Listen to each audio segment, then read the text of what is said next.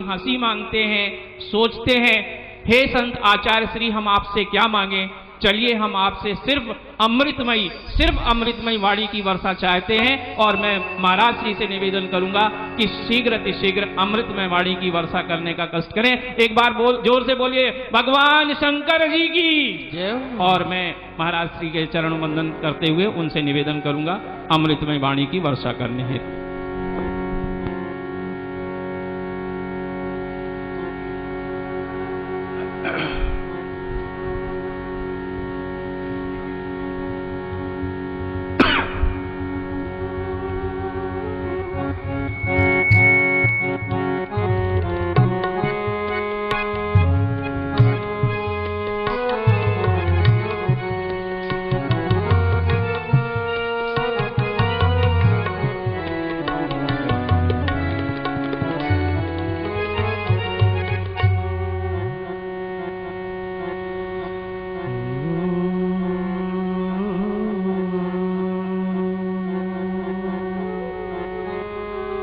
नमः शिवाय गुरुवे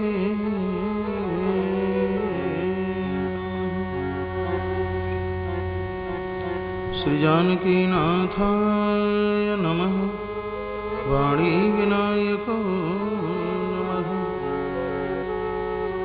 श्री शाम्ब सदा शिवाय नमः श्री गुरुचरण कमलेभ्यो नमः श्री हनुमते नमः यस्यांके च विभाति भूधरसुता देवापगामस्तके अभाले बालविधुरगले च गरलं यशोरशीवालराट् सोऽयं भूदिभूषणः सर्वरः सर्वाधिपः सर्वदा सर्वगतः शिवः शशनिवास श्रीशङ्करः नारायणं नमस्कृत्य नरं चैव नरोत्तमं देवीं सरस्वतीं व्यासं ततो जयमुदीरयेत्। ध्यानमूलं गुरुर्मूर्ति पूजामूलं गुरुर्पदं मन्त्रमूलं गुरुर्वाक्यं मोक्षमूलं गुरुर्कृपा। हरे कृष्ण कृष्ण कृष्ण हरे हरे हरे राम राम राम हरे हरे। ओम त्र्यंबकं यजामहे सुगन्धिं पुष्टिवर्धनम् उर्वारुकं बन्धनात् मृतोर्मुक्षीयमामृतम्। असतो मा सतगमयि तमसो मा ज्योतिर्गमयि मृत्युर्मामृतगमय। ओम शान्तिः शान्तिः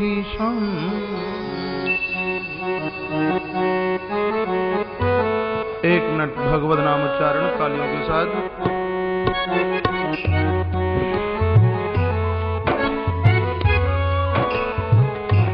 सीता राम मेरो है राजा राम मेरो है सीता राम मेरो है राजा राम मेरो है। वो तो शंकर को प्यारो भूपाल मेरो है। वो तो शंकर को प्यारो भूपाल मेरो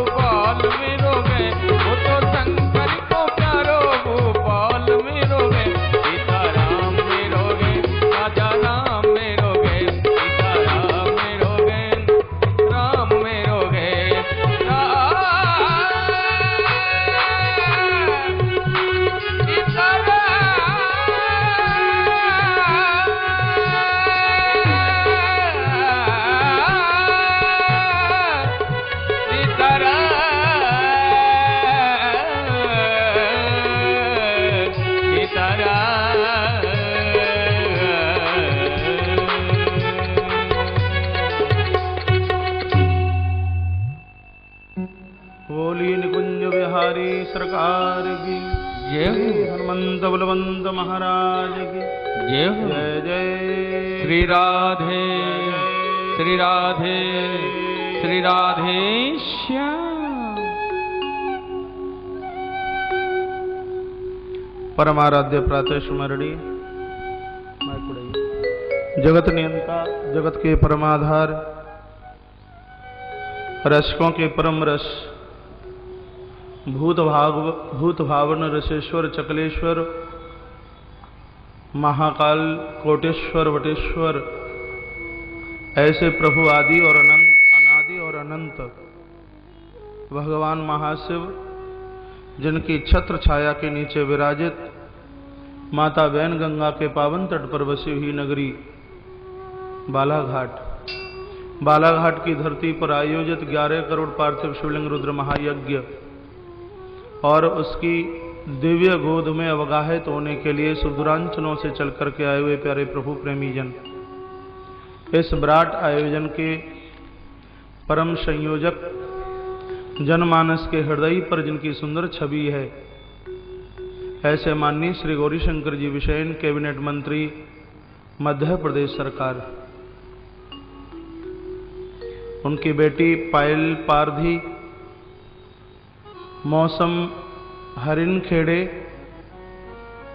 नितिन हरिनखेड़े, इस विराट आयोजन के भावी मुख्य जजमान श्री कमलेश जी अग्रवाल, बिटिया श्रीमती ज्योति अग्रवाल, उनका समूचा परिवार, उनके अग्रज, उनके अनुज, पूरा चरेगाम परिवार, संयोजक और मुख्य यजमान के निमंत्रण आमंत्रण पर चल करके आए हुए उनके सभी अपने मित्रगण, परिवारीजन, और हमारे मध्य में लांजी क्षेत्र के बड़े सुंदर से सलोने से विधायक भैया रमेश जी भटेरे, विकास यात्रा की वजह से रोज समय न दे पाए, लेकिन आज से पूर्णाहुति तक उनका समय यजन के लिए होगा। व्यासपीठ से उनका भी बहुत आदर है और बहुत मान है। और हमारे सुदूरांचलों से चल करके आए हुए हमारे मेहमान लोग सभी, आज समय बहुत ज़्यादा हुआ है, 11:15 को घड़ी छू रही है, सबका नाम यहाँ से लेना बिल्कुल संभव नहीं होगा।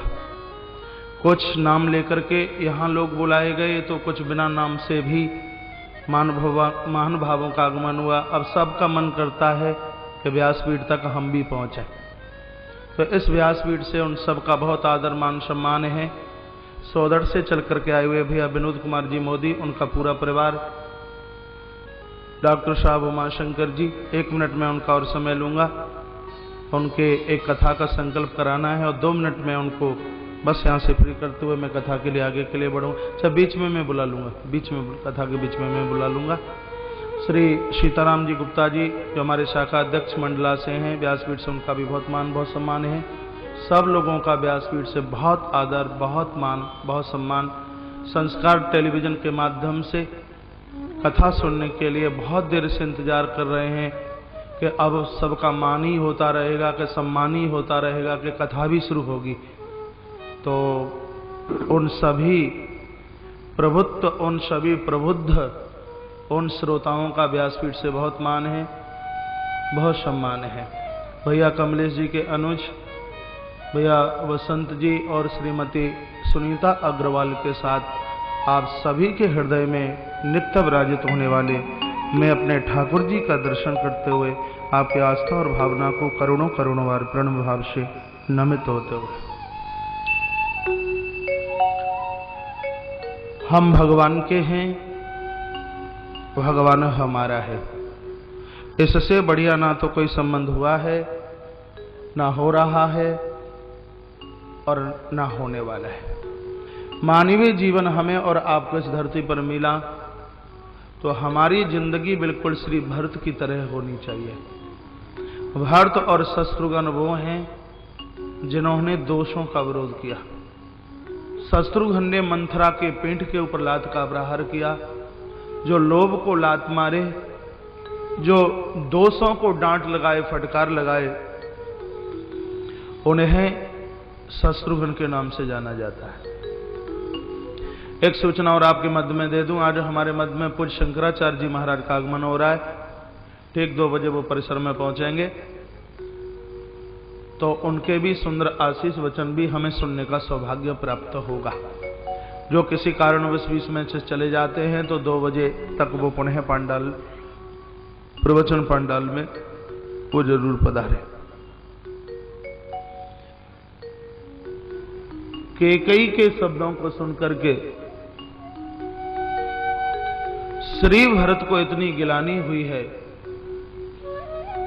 इतना रोए हैं, इतना रुदन किया है। हंस वंश दशरथ जनक राम लखन से भाई, जननी तू जननी भई विदिशन कछु न बसाए। और ये रो रो करके स्थान छोड़ करके चले गए कि इन पापियों का मुंह देखते रहेंगे तो दुख के अलावा और कुछ मिलने वाला नहीं है। भैया शत्रुघ्न यदि शांति चाहनी है तो माता कौशल्या के गोद में डुबकी लगानी है। दोनों भाई पहुंचे मां कौशल्या के देहली पर। राम का वनवास कदमों को आगे बढ़ने नहीं देता, लेकिन माता के दुलार को स्मरण करते करते श्री भरतलाल जी आगे बढ़ते हुए जा रहे हैं। कुंदी खटखटाई और कहा, मां क्या भरत जैसे अपराधी के लिए भी ये दरवाजा खुल सकता है क्या?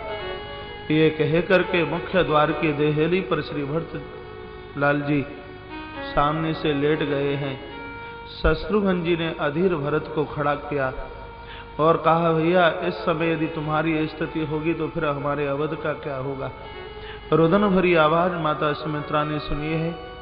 सुमित्रा दौड़ती दौड़ती पहुंची है माता कौशल्या के पास में और कहा, मां मुझे ऐसा लगता है कि बेटा भरत दरवाजे पर आ गया है। गोस्वामी जी ने लिखा है, जब माता कौशल्या ने सुमित्रा के मुंह से ऐसा सुना, राम वनवास की बात को भूल गई और उसको ये नहीं लगा कि भरत आया, उसको ये लगा कि वन से मेरा राम वापस चल करके आया है। ग्रंथ में लिखा है कि माता कौशल्या ने सदैव राम से ज्यादा भरत को स्नेह किया। माता कैकेयी ने भी सदैव भरत से ज्यादा राम को स्नेह किया। वो तो बीच में मंथरा एक ऐसी आकर के बैठ गई जहां अवध को अनाथ कर दिया गया।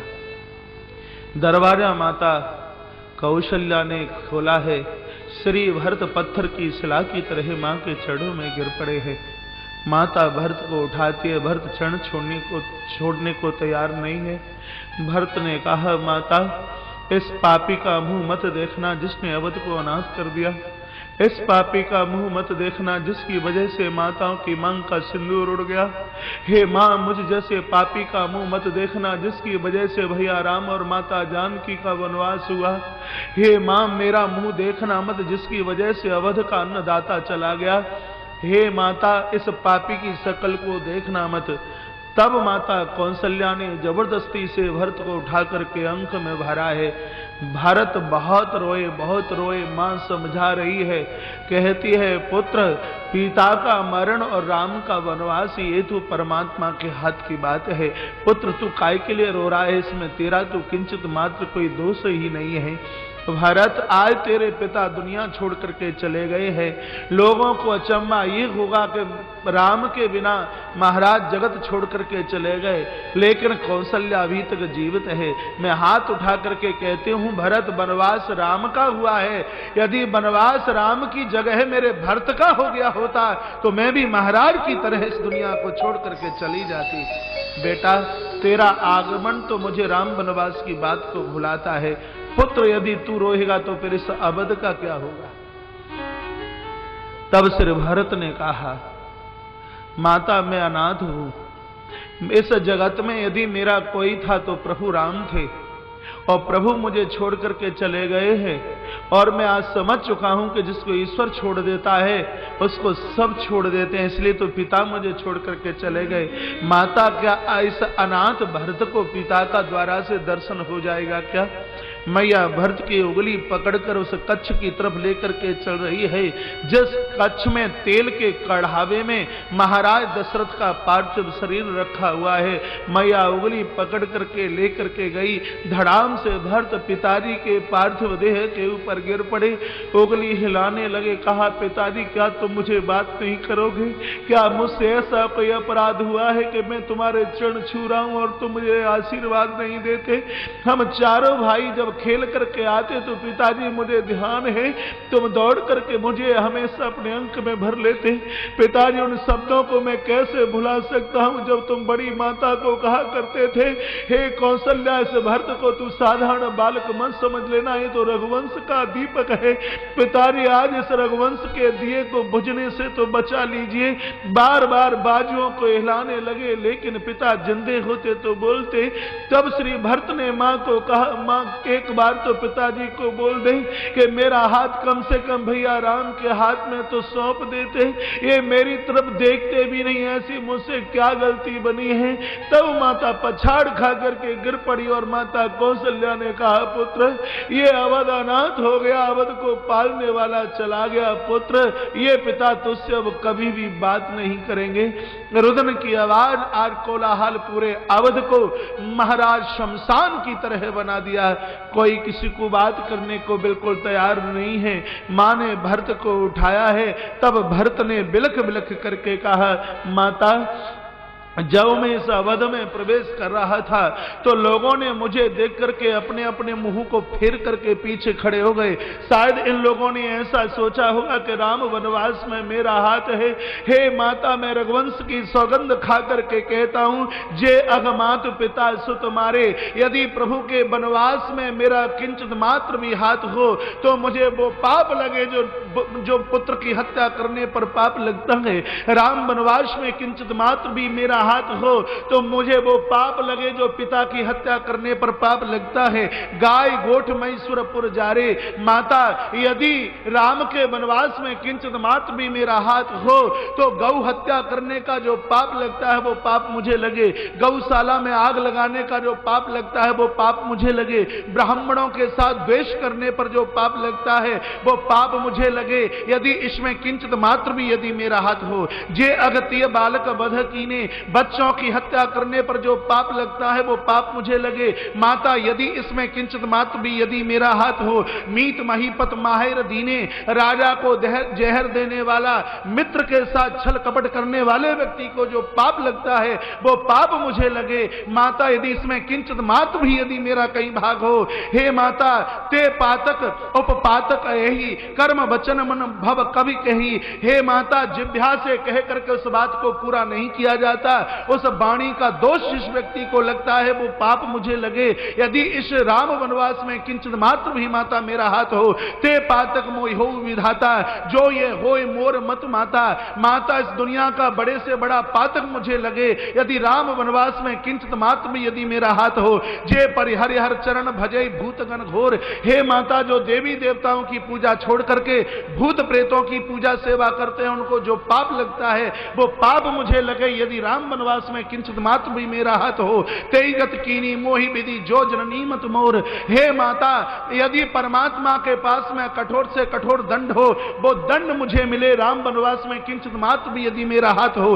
बेचे वेद धर्म दुही लोई, जो ब्राह्मण वेदों को बेच करके पैसा इकट्ठा करता है उसको जो पाप लगता है वो पाप मुझे लगे। यदि इसमें किंचित मात्र भी मेरा हाथ हो। फिर सुन पराय पाप कर दे ही, जो दूसरों की चुगली करते करते अपनी बड़ाई चाहता है उसको जो पाप लगता हो वो पाप मुझे लगे। यदि राम वनवास में किंचित मात्र भी मेरा हाथ हो। और कपटी कुट कलप प्रिय क्रोधी, वेद विदूषक विश्व विरोधी, जो वेद की बुराई करता है, धर्म की बुराई करता है, देवी देवताओं की बुराई करता है, जो कपट से भरा हुआ है, ऐसे व्यक्ति को जो पाप अपराध लगता है माता वो पाप मुझे लगे। यदि राम वनवास में किंचित मात्र भी मेरा हाथ हो। लोभी लंपट लोलुप चारा, जे ताकें पर धन परदारा, जो लोभ की स्थिति में जीवन का निर्वहन करते हैं, जिनकी निगाहें दूसरों की संपत्ति पर, जिनकी निगाहें दूसरों की स्त्रियों पर गड़ी रहती हैं, उन लोगों को जो पाप लगता है वो पाप मुझे लगे। माता यदि राम वनवास में किंचित मात्र भी मेरा हाथ हो और पापों में तिनके गति घोरा, जो जननी है सम्मत मोरा। दुनिया का सबसे बड़ा पाप, करोड़ों वर्षों तक मुझे नरक की यातना का भुगतान करना पड़े। माता यदि राम वनवास में किंचित मात्र भी मेरा हाथ हो। जब इतना कह करके श्री भरतलाल रोए हैं, तब माता कौशल्या ने अपनी दोनों भुजाओं को ऊपर किया। काहे दुनिया के लोगों, इस अयोध्या की नारी कौशल्या की बात को सुन लेना। यदि किसी व्यक्ति ने स्वप्न में भी ये कह दिया कि राम वनवास में श्री भरत का हाथ है, तो देह के अंदर जितने रोम होते हैं उतने वर्षों तक उस व्यक्ति को नरक की यातना का भुगतान करना पड़ेगा।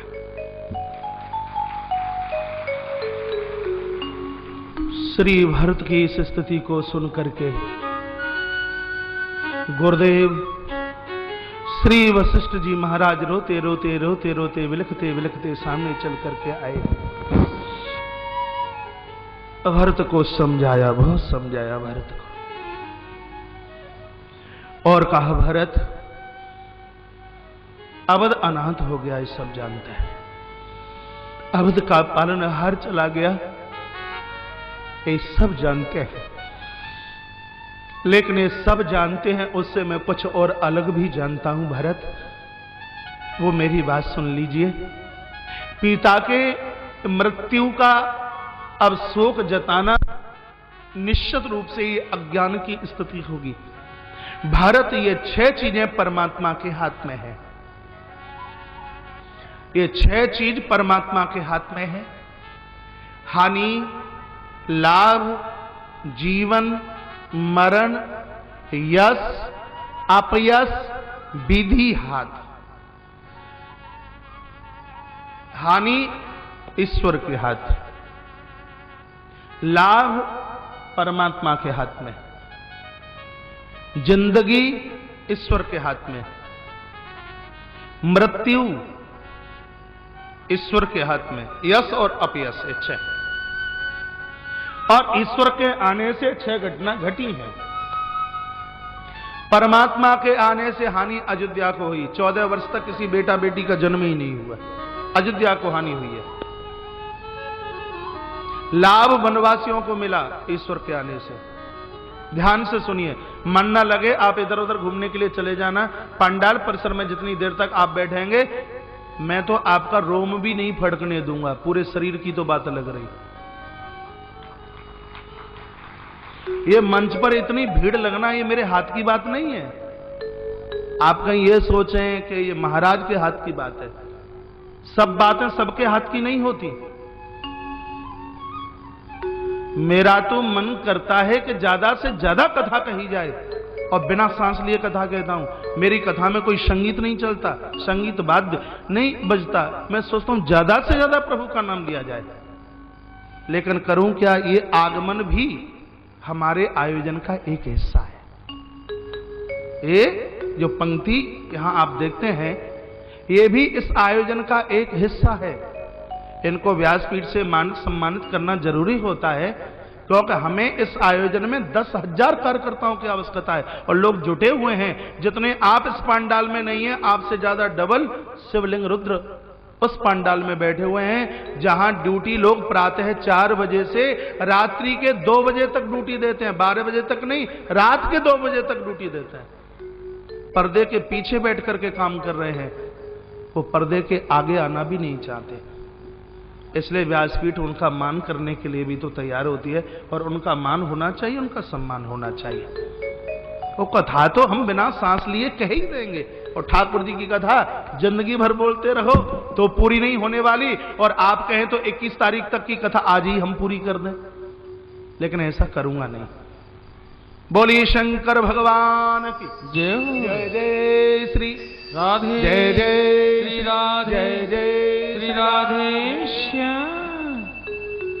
भगवान के आने से हानि अयोध्या को हुई, भगवान के आने से लाभ वनवासियों को हुआ। हानि लाभ जीवन, भगवान के आने से जिंदगी अहिल्या को मिली, जीवन हानि लाभ जीवन, उसके आगे क्या है? मरण। परमात्मा के आने से मौत महाराज दशरथ की हुई, हानि लाभ जीवन मरण। यश, भगवान के आने से यश मिला भरत को, और भगवान के आने से अपयश मिला कैकेयी को। हानि लाभ जीवन मरण, यश अपयश वेदे हाथ, ये परमात्मा के हाथ की बात है। घाटा हो जाए रोना नहीं है, और फायदा मिल जाए तो छाती फुला करके चलना नहीं है। सब ईश्वर के हाथ की बात है, परमात्मा के हाथ की बात है। गुरुदेव वशिष्ठ का सुंदर सा प्रवचन। कहा बेटा, जो कार्य प्रभु को करना था और वो कार्य तुम्हें करना पड़ेगा, अब देर मत कीजिए, पिता का अंतिम संस्कार कीजिए। सरयू के पावन तट पर चंदन की बड़ी सुंदर सी वेदी बनाई गई, तरह तरह के इत्र छिड़के गए हैं, महाराज के पार्थिव शरीर को उसके ऊपर लिपटा दिया गया है, और तत्पश्चात लकड़ियों से पार्थिव शरीर को बिल्कुल ढक कर,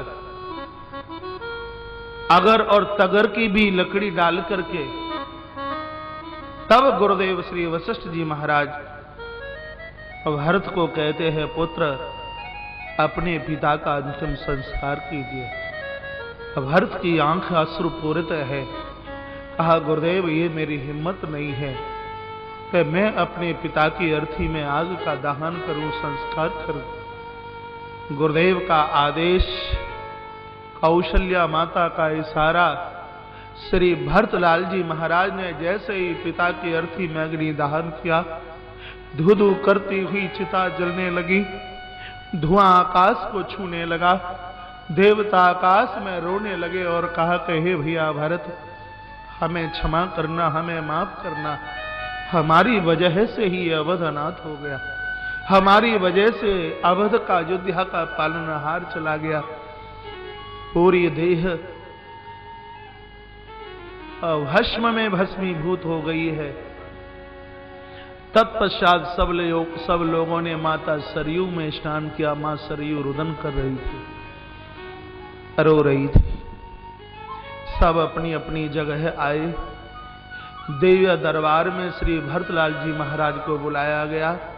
लिखा है, भरत वशिष्ठ निकट